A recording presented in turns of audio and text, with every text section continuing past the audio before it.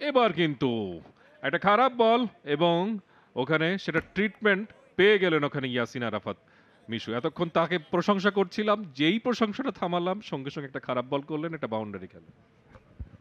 হ্যাঁ, একটা খারাপ বল হতেই পারে।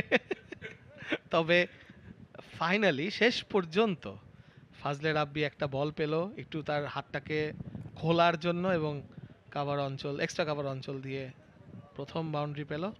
অনেকক্ষণ পর একটা বাউন্ডারি পেল ধানমন্ডি স্পোর্টস ক্লাব। সুমন খানের বলে এবারে তুলে মেরেছেন, হয়তো শুনতে পেয়েছেন আপনাকে, এবং বল চলে গেল সরাসরি বাউন্ডারি বাইরে, ওভার বাউন্ডারি। অনেকক্ষণ পর একটা ছয়ের মার, নিশ্চয়ই প্রেশারটা রিলিজ হবে এই ছয়ের মধ্য দিয়ে। এই ম্যাচের অষ্টম ছয় আসলো ফজলে রবির ব্যাট থেকে। যেমনটি আগের বলে লিফ করেছেন, এই বলটা কিন্তু সুন্দর বলের পিচে গিয়ে কিন্তু শটটা খেলেছেন। মিড অন উপরে ছিল, সো তেমন একটা হাই রিস্ক শট না, ভালো টাইমিং করেছিলেন। Good shot in the end, but এই মোমেন্টামটা, এই ইন্টেন্টটা। এবার কিন্তু ডাউন দ্য উইকেট এসে খেলেছেন, বল কিন্তু হাওয়ায় লঙ্গনের উপর দিয়ে যাচ্ছে এবং বল কিন্তু সীমানার বাইরে। বিশাল ছয় ফজলে রাব্বির ব্যাট থেকে। ফাইনালি ফজলে রাব্বি একটা শট খেললো, ইন্টেন্ট দেখিয়ে শটটা খেললো। ওভারের সমাপ্তিও হলো ম্যাচের 11 নম্বর ছয় আমরা দেখতে পেলাম। 30 ওভার শেষে 153, 3 উইকেটে আমরা আবার সেই ছক্কাটা দেখছি। অসাধারণ শট, পুরো ওভার ভালো বোলিং করে শেষ বলটায় বিশাল একটা ছয় খেয়ে। এবার কিন্তু ভালো পিক করেছেন এবং লঙ্গনের ওপর দিয়ে চালিয়ে দিলেন বড় একটা ছয় এবং ফজলে রাব্বির ব্যাট থেকে প্রেশারটা রিলিজ করে ফেললেন। খুবই ভালো টাইমিং দেখিয়েছেন, শুধু শট খেলাতে না, ক্রিজ থেকে বের হওয়ার যেই টাইমিংটা দরকার থাকে স্পিনারদের বিরুদ্ধে, তাছাড়া তো স্টাম্পিং হওয়ার সুযোগ থাকে। দারুণ একটা শট খেলেছেন, শর্ট টার্ম জ্যাব, খুব একটা ফলো থ্রু নেই, সোজা ছয়, তার দ্বিতীয় ছয়।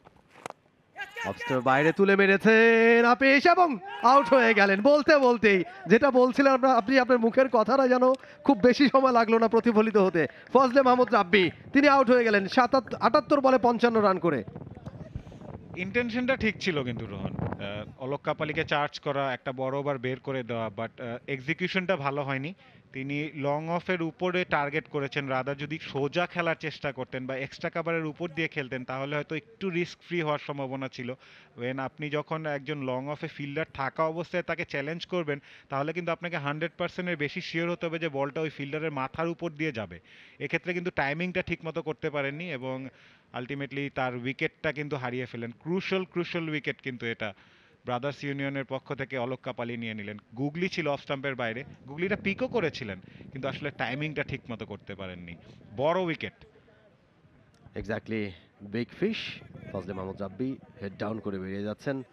78 বল থেকে 55 রান, স্ট্রাইক রেট 70.51। চতুর্থ উইকেটের পতন 179 রানে।